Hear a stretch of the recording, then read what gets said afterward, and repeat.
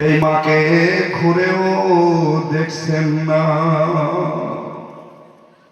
আমার আকা মুস্তাফার চোখ নিয়ে ঝরঝর করে অশ্রু গড়ে। আমার নবী মুস্তাফা আজকে কাতর হয়ে গেছেন, ব্যাকুল হয়ে গেছেন। নবীর চোখের পানি থামে না। আমার আকা মুস্তাফা শুধু চেয়ে আছে সেই আসমানের দিকে। এই মেয়েটা বারবার বলছেন আসসালাতু ওয়াসসালামু আলাইকা ইয়া রাসূলুল্লাহ, আসসালাতু ওয়াসসালামু আলাইকা ইয়া নবী আল্লাহ। আমার নবী মুস্তাফা পিছনে ফিরে দেখলেন বোরকা পরা একজন রমণী দাঁড়িয়ে আছেন। নবী আমার জিজ্ঞাসা করছেন তুমি কে?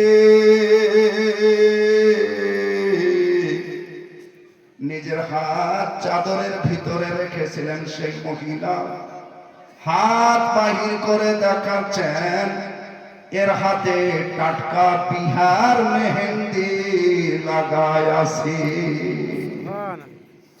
মেয়েটাকে যেমন আমার নবী দেখলেন, আকা মুস্তাফা বলছেন তুমি কি গুসাইলুল মালায়েকা হানজালার বিবি? সে বলছে ইয়া রাসূলুল্লাহ, আমি শুনে নিয়েছি আমার স্বামী হানজালা শহীদ হয়ে গেছে। আজকে আমার বিয়ে হয়েছিল, আজকেই আমার স্বামী আমার সঙ্গে বেশর ঘরে ছিলেন। ইয়া রাসূলুল্লাহ, জানি না আপনার নামে কি রাখা আছে হুজুর।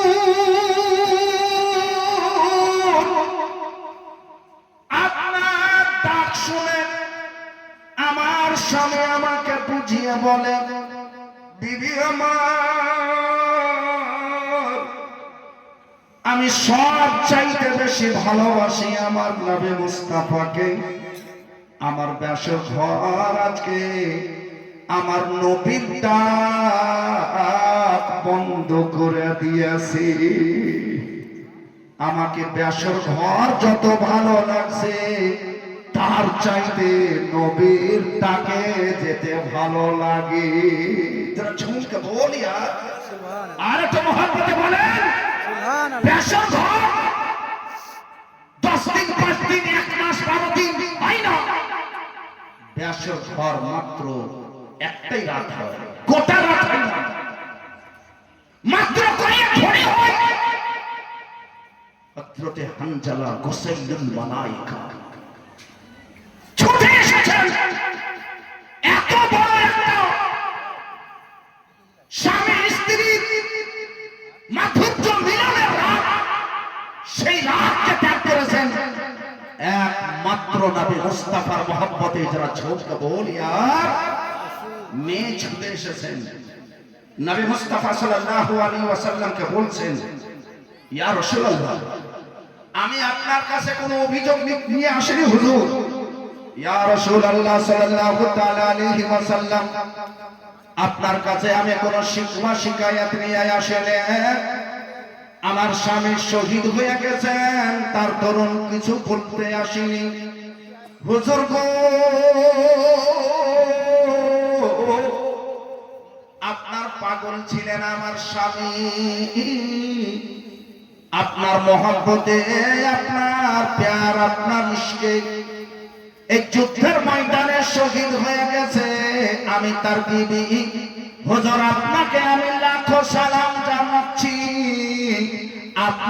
আমিও আপনার মহব্বতে বিভোর হয়েছি। তবে ইয়া রাসূলুল্লাহ সাল্লাল্লাহু তাআলা আলাইহি ওয়াসাল্লাম, আমি ছুটে একটা কথা বলতে এসেছি। আকা মুস্তাফা সাল্লাল্লাহু তাআলা আলাইহি ওয়াসাল্লাম বললেন মারে তুমি কি এমন কথা বলতে এসেছো?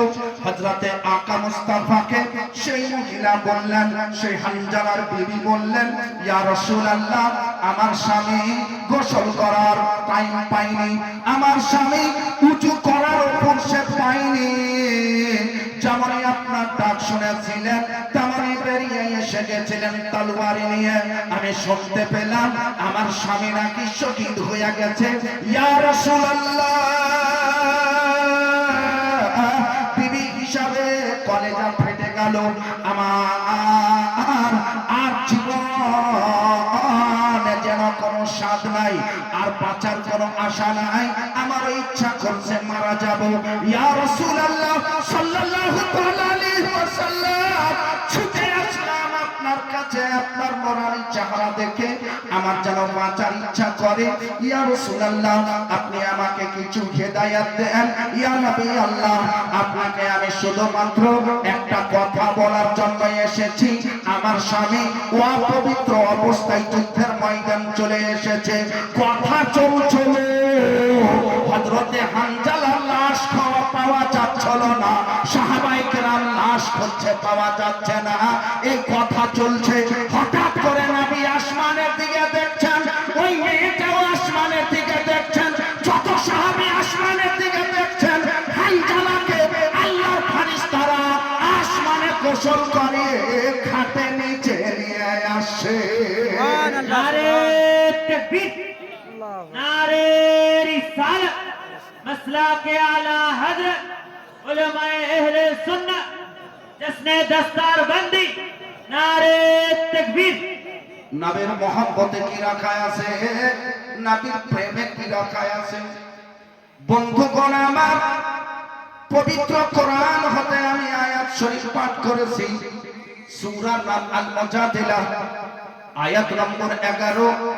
আমার আল্লাহ রাব্বুল আলামিন বলেন, মায়েরা কান খুলে শুনিয়েন। যদিও মা নামাজ আপনি পড়ছেন না, কাল থেকে পড়তে আরম্ভ করবেন। ও মা গো, চরিত্র ব্যবহার, মা খিদমত গুজার, মা শ্বশুর শাশুড়িকে ভালোবাসা, স্বামীকে সময় তার সদা সর্বদা আদর করা, এইগুলো নিজের কানে রাখবে, এইগুলো কথা বাড়ি নিয়ে যাবে। তার সাথে সাথে মা গো, আকা মুস্তাফা সাল্লাল্লাহু তাআলা আলাইহি ওয়াসাল্লামের আদর্শকে ফলো করুন। পবিত্র কোরআনে আমার আল্লাহ বলেন, ইয়ারফাইল্লাহুল্লাযীনা আমানু মিনকুম, তোমাদের মধ্যে কমপক্ষে যারা ঈমান নিয়ে এসেছে, কলমা পড়েছে, তারা আল্লাহ রাব্বুল আলামিন তাদের সম্মান উঁচা করে দিয়েছে। কমপক্ষে কলমা পড়েছেন, সম্মান উঁচা হয়ে গেছে। কলমাটা কি? লা ইলাহা ইল্লাল্লাহ মুহাম্মাদুর রাসূলুল্লাহ। কলমাটা এই।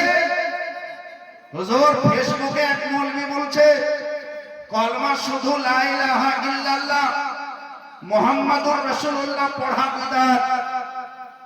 ইউটিউবে এক মৌলবি বলছে কলমা শুধু লা ইলাহা ইল্লাল্লাহ মুহাম্মাদুর রাসূলুল্লাহ পড়তে হবে না। এক ঢাবলা মৌলবি বলছে 35 বছর থেকে হাদিস খোঁজ করছি, হাদিসে শুধু লা ইলাহা ইল্লাল্লাহ লেখা আছে, মুহাম্মাদুর রাসূলুল্লাহ লেখা নাই। আরে প্যাট পড়া মৌলবি, তুই হাদিস দেখতে কি করে পাবি? তোর তো প্যাট হাদিসকে এড়িয়ে নিচ্ছে। আগে প্যাট সরা, তারপরে হাদিস দেখ। হে বেরাদার, হাদিসে কি লেখা আছে? তোরা ঝুমকে বলিয়ে হাদিসে কি লেখা আছে? হে বেরাদার, মক্কা শরীফের মানুষ নয়, বিদেশ থেকে এসেছে। একটা নয়, দুটো নয়, মাহতে এসেছে, একটা জামাত এসেছে। আরে ভাইয়া ইধার আও না, জামাত এসেছে, জামাত, এক জামাত এসেছে। আকা মুস্তাফা সাল্লাল্লাহু তাআলা আলাইহি ওয়াসাল্লাম কে এসে বলছেন, হে বন্ধুগণ আমার, গল্প আপনাকে শোনাচ্ছি না, হাদিস শোনাচ্ছি। বুখারীতে লেখা আছে, বুখারী শরীফের হাদিস লেখা আছে। যতটা বলছি বুখারীতে লেখা আছে। যদি চায়ের দোকানে কোনো মানুষকে গল্প করতে শুনেলেন যে আশরাফ রাজা ফাতোয়া রাজবিয়া থেকে বলেছে, হাদিস থেকে বলেনি, ফুসলা ফুসলা তাকে ওই জিন্নাতদের বাড়ি নিয়ে চলে আসিয়েন। আমি ওখানে থাকবো কাল 10টা পর্যন্ত, তারপরে ওকে দেখে নেব। আর এখনো যদি কেউ বলে আপত্তি হয়, রেডি আছি, কোনো ব্যাপার না। কথা শুনুন, যা বলছে বুখারীর হাদিস থেকে। রাসূলুল্লাহ সাল্লাল্লাহু আলাইহি ওয়াসাল্লামকে এসে বলছেন, ইয়া রাসূলুল্লাহ, আমরা অনেক দূর থেকে এসেছি হুজুর। হুজুর, আমরা 4 মাস মাত্র আসতে পাই, তারপরে আসতে পাই না। এই 4 মাসের যুদ্ধ নিষিদ্ধ, ফলত আমরা সময় বুঝে আপনার কাছে এসেছি। ইয়া রাসূলুল্লাহ, আপনি আমাদেরকে কিছু ওসিয়ত করেন। নবী 4টা জিনিস করতে বললেন আর 4টা জিনিস ছাড়তে বললেন। 4টা জিনিস করতে বললেন, তার মধ্যে পহিলা জিনিসটা কি? পহিলা জিনিসটা হলো আমার আকা মুস্তাফা সাল্লাল্লাহু তাআলা আলাইহি ওয়াসাল্লাম বলেন, আ'মিনু বিল্লাহ, আল্লাহর উপরে ঈমান নিয়ে এসো। যারা ঝুমকে বলিয়ে সুবহানাল্লাহ, কি বললেন? ওই মারাক বললেন আল্লাহর উপরে ঈমান নিয়ে এসো।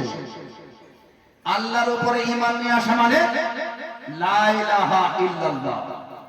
আল্লাহর উপরে ঈমান নিয়ে আসা মানে লা ইলাহা ইল্লাল্লাহ। আল্লাহর উপরে ঈমান নিয়ে এসো মানে লা ইলাহা ইল্লাল্লাহ, নাই কোনো উপাস্য আল্লাহ ব্যতীত। লা ইলাহা ইল্লাল্লাহ, नहीं है कोई माबूद अल्लाह के सिवा। ला इलाहा इल्लल्लाह। আমার নবী বললেন, আমিনু বিল্লাহ, আল্লাহর উপরে ঈমান নিয়ে এসো। যত সাহাবা বিদেশ থেকে এসেছিলেন, নবীকে ঈমান সহকারে নিজের চোখে দেখলেন, সাহাবী হয়ে গেলেন। যেমনই সাহাবী হয়ে গেলেন, জান্নাতি হয়ে গেলেন। সুবহানাল্লাহ। নবী আমার বললেন, আমাকে দেখলে সার্টিফিকেট পাওয়া যাবে জান্নাত হওয়ার, জান্নাতি হয়ে গেছে। নবে তোমায় দেখলে পাওয়া যায় গো জান্নাতের ছবি। হবে একটু পরে হবে। এবার দাদা নাই কোন আছেন না, একদম থাকেন ইনশাআল্লাহ। বলছি আমিন বিল্লাহ। নবী আমার বললেন, মাল ঈমান বিল্লাহ। পহিলা কথা হলো আল ঈমান বিল্লাহ, আল্লাহর উপরে ঈমান নিয়ে এসো। এর মানে এই যে মৌলবি বলছে যে লা ইলাহা ইল্লাল্লাহ, বলে লা ইলাহা ইল্লাল্লাহ, এই মৌলবি বলছে যে আমি এত হাদিস ঘাটলাম, লা ইলাহা ইল্লাল্লাহ মুহাম্মাদুর রাসূলুল্লাহ পেলাম না। ঝুঠা কথা বলছে। এই ঝুঠার পাটার ঝুঠা মৌলবি আছে, বেঈমান মৌলবি আছে, হারামখোর মৌলবি আছে, গাঁজাখোর মৌলবি আছে, এই ধোঁকাবাজি দিচ্ছে, এই ফিরকি দিচ্ছে, হে বেরাদার ফারাকগিরি করছে। এর রং নম্বর আছে। হ্যাঁ, না হলে এই কথা বলতো না। আসল কথাটা কি আমার নবীর কাছে শুনেন। আমি বলছি মক্কা মদিনাতে শুনতে হবে না, বাংলাদেশ পাকিস্তানে শুনতে হবে না, ইউটিউব ফেসবুকে শুনতে হবে না, ডাইরেক্ট এসো বুখারী শরীফ হাতে নাও। যারা ঝমকে বলো সুবহানাল্লাহ। বুখারী শরীফে কি লেখা আছে? আল ঈমান বিল্লাহ। নবী বলছে তোমরা বুঝতে পারলে মান ঈমান বিল্লাহ, মান ঈমান বিল্লাহ। ঈমান বিল্লাহটা কি? আল্লাহর উপরে ঈমান নিয়ে আসাটা কি? তোমরা বুঝতে পারলে ক্বালু আল্লাহু ওয়া রাসূলুহু আ'লামু। তারা বলছে ইয়া রাসূলুল্লাহ, আল্লাহই বেশি জানে আর আমার রাসূলুল্লাহ বেশি জানে, আমরা জানি না হুজুর। নবী ব্যাখ্যা করছেন, নবী বলছেন আল ঈমানু বিল্লাহ লা ইলাহা ইল্লাল্লাহ মুহাম্মাদুর রাসূলুল্লাহ।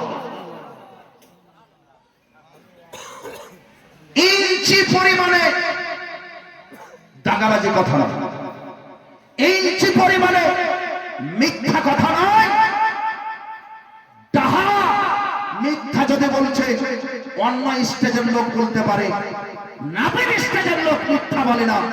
কারণ আল্লাহর ভয় রাখে, নবীর মহব্বত রাখে, ইধার ওধার কথা বলতে জানে না।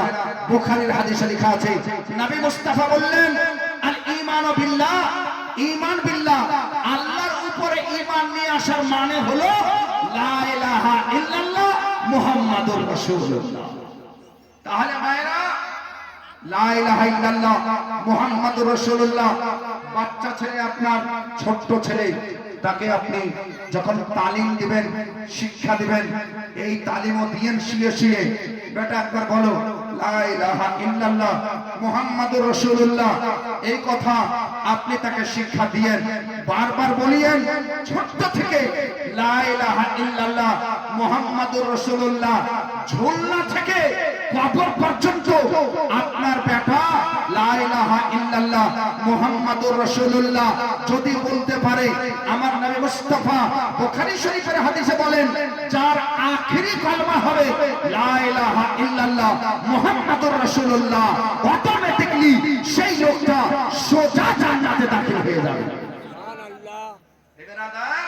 তাহলে বুঝতে পারা গেল যারা ঈমানদার, ঈমান নিয়ে এসেছে, ঈমান কার উপরে নিয়ে এসেছে?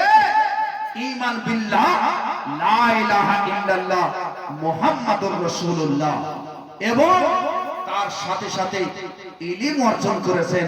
হে বেরাদার, ইলম অর্জন করা দু ধরনের হয়, দু জারিয়াতে হয়, দু মাধ্যমে হয়। একটা মাধ্যম হলো মাদ্রাসা যেয়ে ইলম অর্জন করা, আর একটা মাধ্যম হলো আলিমের কাছে শুনে ইলম অর্জন করা। যখন আপনি এখানে এসেছেন, তাহলে আপনার উপরে ইলম অর্জন করা ফরজ আছে। ওই মহিলারা, ওয়াজল পড়া, ওয়াজল শোনা এটা ফরজ নয়, নামাজের তরিকা শিখা এটা ফরজ আছে। আল্লাহর উপরে আকীদা কেমন করে রাখতে হবে এটা ফরজ আছে। নবীর উপরে কেমন করে সম্মান জাহির করতে হবে, আহলে সুন্নাত ওয়াল জামাতের আকীদা কি আছে, এই জিনিসটা জানা ওয়াজিব আছে। হে বেরাদার, ইনশাআল্লাহ আমি আরো কিছু ফতোয়া মশলা নিয়ে আসছি, একবার আর মহব্বতে দরুদ পড়েলেন। আল্লাহুম্মা আলা সাইয়্যিদিনা মাওলানা মুহাম্মাদ আলা আলি সাইয়্যিদিনা আলা আলি সাইয়্যিদিনা মাওলানা মুহাম্মাদ। আল্লাহুম্মা সাল্লি আলা সাইয়্যিদিনা মাওলানা মুহাম্মাদ ওয়া আলা আলি সাইয়্যিদিনা ওয়া আলা আলি সাইয়্যিদিনা মাওলানা মুহাম্মদ। আর একটা ছোট করে গজল শোনাচ্ছি আপনাদেরকে ইনশাআল্লাহ।